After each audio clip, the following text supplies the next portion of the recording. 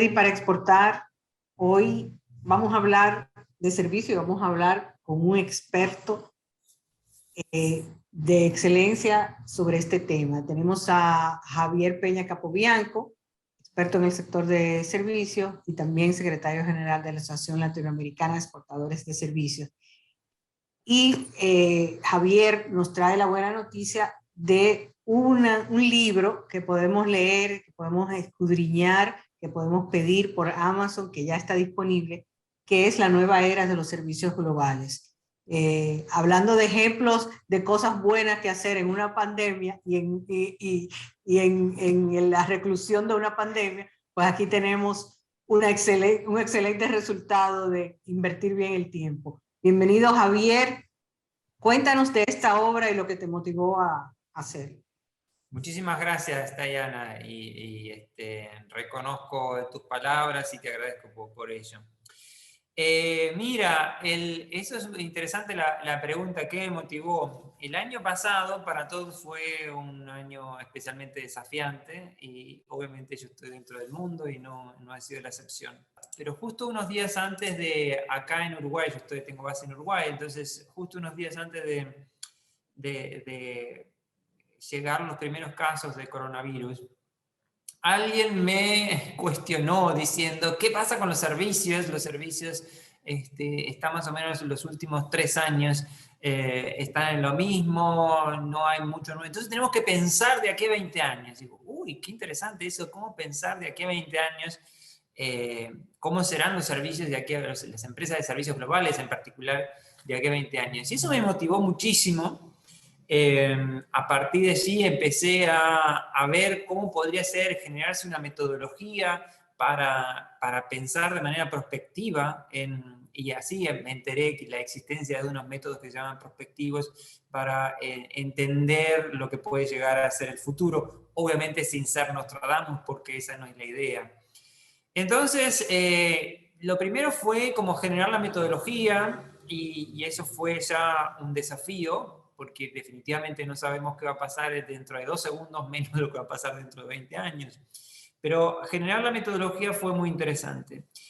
Y a partir de sí, vino la pandemia y debo confesar que la pandemia en Uruguay fue bastante benévolo, porque en los primeros 2 meses nunca hubo cuarentenas obligatorias, sí tuvimos unos primeros 2 meses de autorreclusión, y en esos primeros 2 meses fue para mí muy intenso, como para todos, porque no sabíamos, que no teníamos control de las cosas, no sabíamos qué pasaba si salías a la calle. Yo en ese momento tenía 2 perros, qué pasaba si las patas de los perros tenían no. Entonces, en un momento, una noche me vino como un ataque de ansiedad, que no sé si fue un ataque de pánico o qué, pero decidí irme, agarrar una valija y poner todo lo que podía en ese momento, llevar una cantidad de libros e irme al campo donde tengo una casita.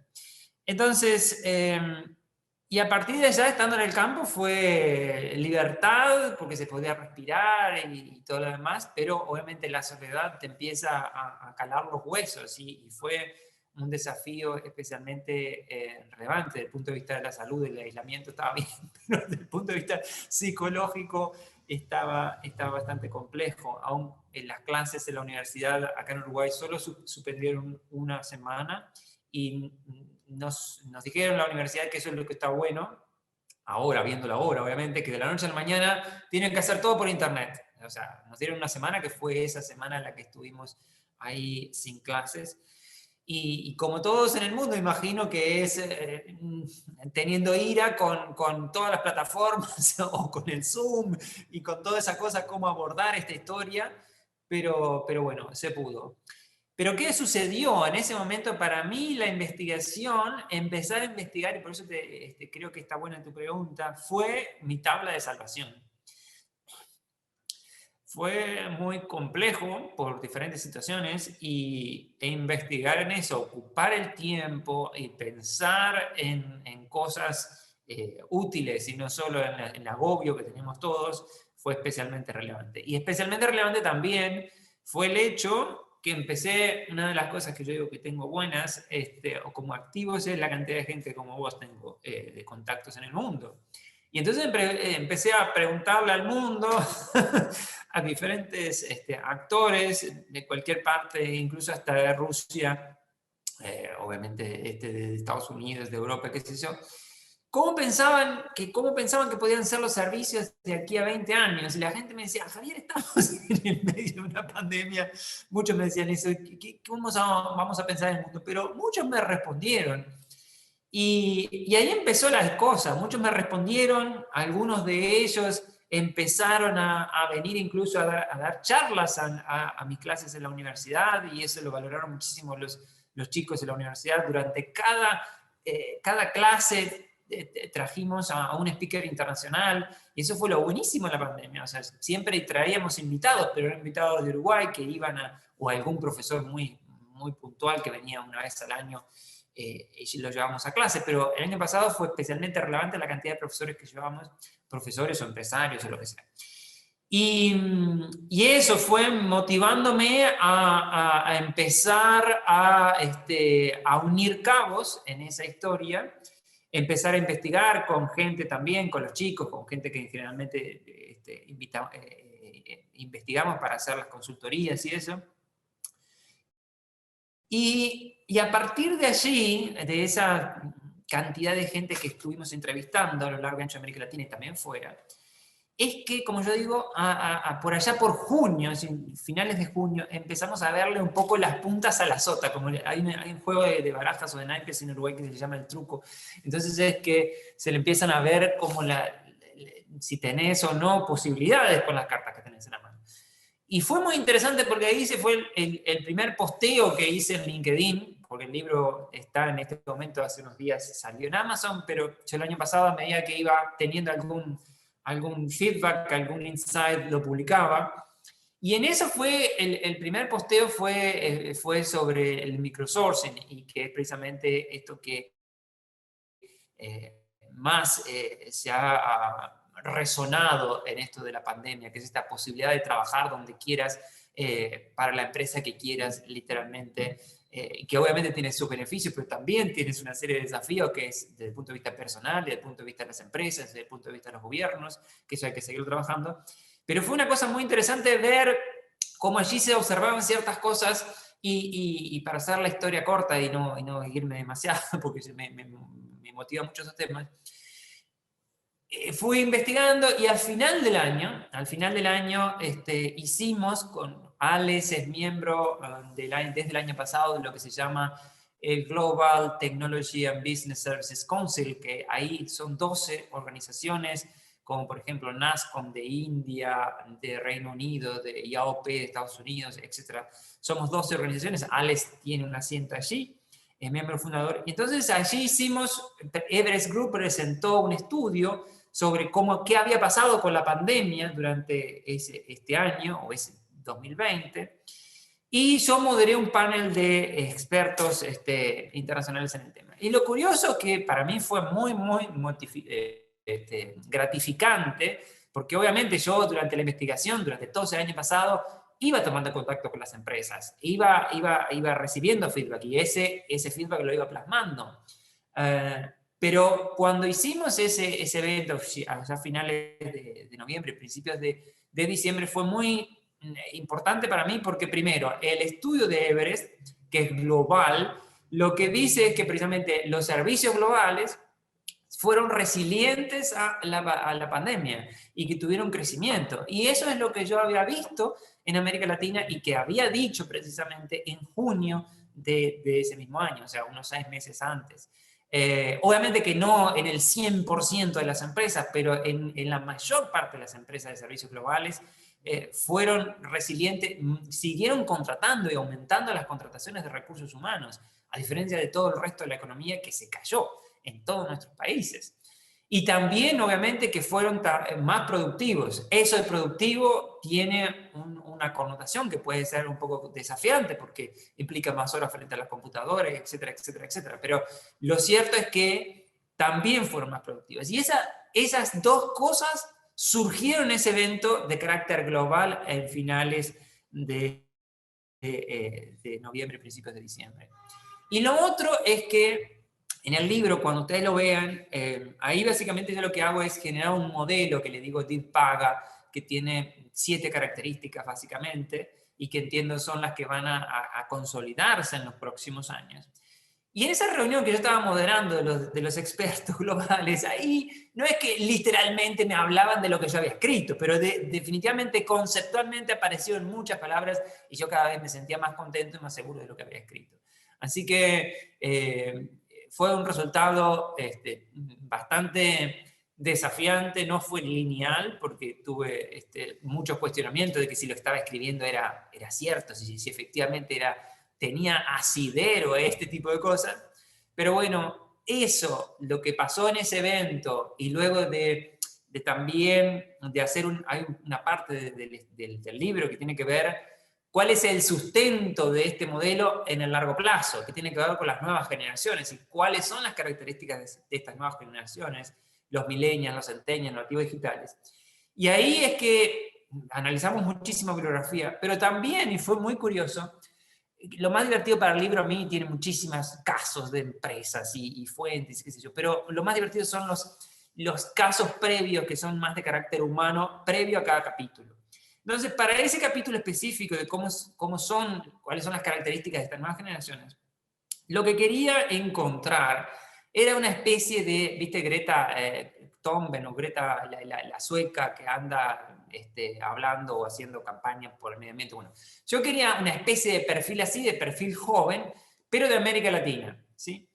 Y le dije al chico que investiga conmigo, quiero un perfil así, y me trajo algunos, y empecé también a preguntarle a algunos colegas de América Latina, y por H por B llegué a alguien, ¿sí? Y alguien yo no le dije los datos del libro, obviamente, pero empecé a hablar con este chico, un chico de 19 años de Chile, y fue espectacularmente maravilloso porque sin contarle las características que dice la bibliografía que tienen estas personas, él me fue relatando cada una de estas características y que coinciden. Entonces, obviamente fue un caso. Sí está claro que el que yo entrevisté fue un caso. Ahora, toda la información de investigación son de cientos o miles de casos. Entonces, fue interesante ver que ese caso replicaba lo que dicen los estudios. Entonces, a lo que voy es que el modelo, más allá de que lo que hemos visto durante la pandemia y todos los casos que hemos investigado, que ya se avecinan ciertas características y que por eso entendemos que van a ser lo que se viene en el futuro, también por las propias características de las personas que van a estar liderando estos procesos en el futuro, es que entendemos en que este modelo de DID Paga es que por allí van a ir los tiros o es que para allí las empresas van a poder generar valor. Perdón si me extendí mucho. Yo quisiera, obviamente, soltamos a todo el mundo a que vaya a y compre este libro. Nos hable un poquito para aclarar, porque a veces cuando hablamos de servicios globales, servicios no tradicionales, servicios modernos, hay una confusión de términos. Cuando hablamos de servicios globales, ¿de qué hablamos?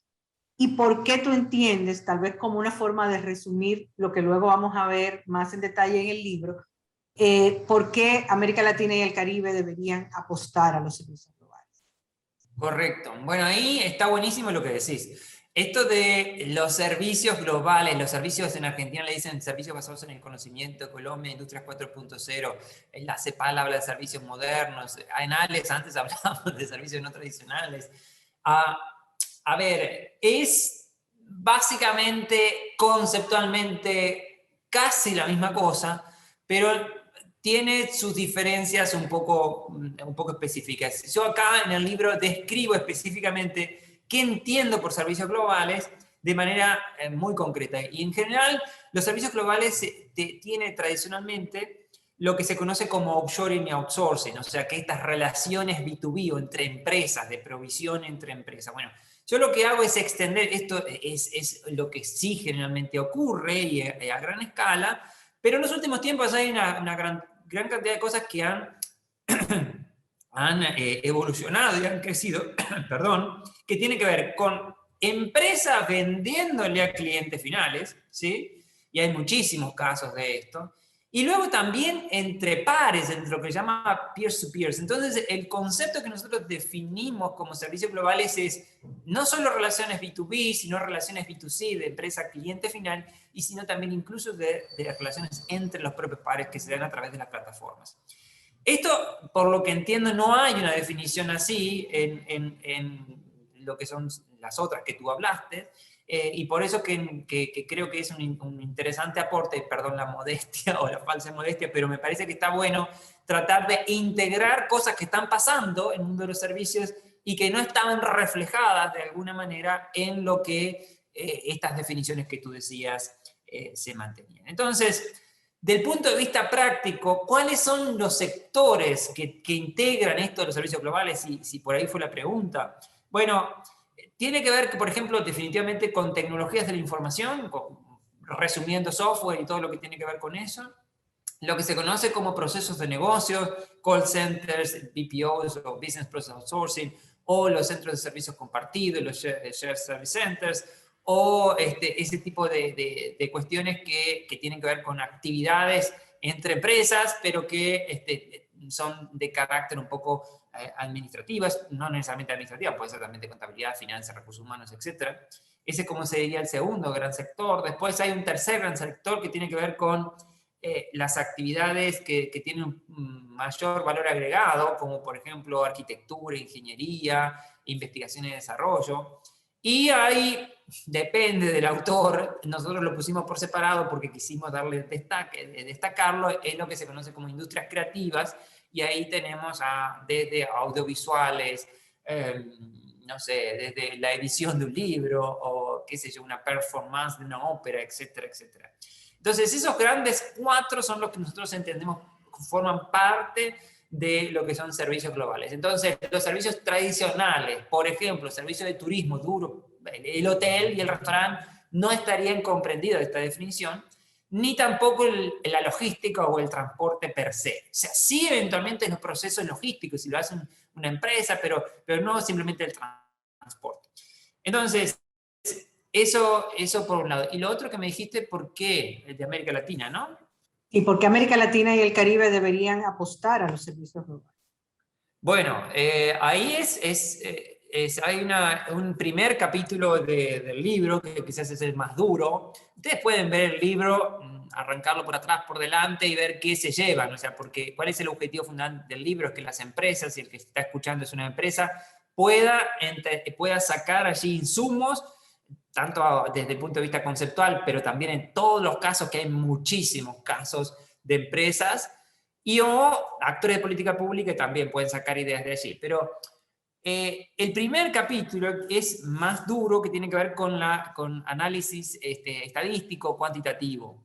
Y es bastante fácil de ver cómo el sector servicios hoy día, en la actualidad, es el que tiene mayor incidencia, no servicio global en este caso, sino servicios, el mayor incidencia en el PIB, en el empleo, en la inversión extranjera directa, ¿sí? Y específicamente, ya ahora sí, servicios globales, en lo que es exportaciones o comercio internacional, tiene una incidencia especialmente relevante. Y esa incidencia relevante, si vos ves algunos países, yo qué sé, como Irlanda, por ejemplo, que para mí me fascinan por el modelo que he seguido, tiene una incidencia muy, muy, muy alta estos servicios, no solo en las exportaciones de Irlanda en su conjunto, sino también en lo que representa el PIB. Entonces, eso es un dato muy relevante de cómo puede este sector mejorar al final del día, no solo el ingreso de divisas, sino también el tipo de gente que es contratada, porque en general es un tipo de gente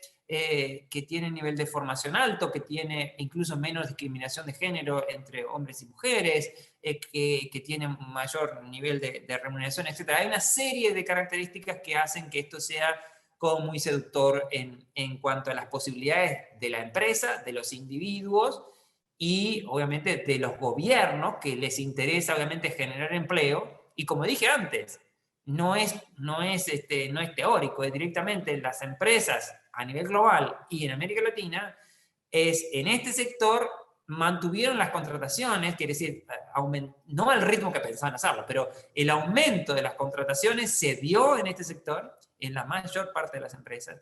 Y me pregunto entonces qué sector de nuestros países tuvo esto también. O sea, en general hubo un desempleo bastante importante en nuestros países, como es sabido, ¿no? Entonces, no solo por la incidencia que tienen los grandes indicadores de la economía, sino también por el tipo de recursos humanos que se contrata o del tipo de actividades que se puede desarrollar, creo que es un dato bastante relevante. Bueno, lamentablemente, Javier, se nos acaba el tiempo. Trataremos de que regreses en otra oportunidad, pero ya ustedes saben, busquen La Nueva Era de los Servicios Globales por Javier Peña Capobianco en Amazon, que va a ser un buen regalo que se van a hacer a ustedes y además un punto de partida para pensar también en el futuro de sus empresas y en el futuro también de manera individual. Muchísimas gracias, Javier. Y a ustedes, muchas gracias por su sintonía con Ready para Exportar y con Metrópolis. Nos vemos la semana que viene.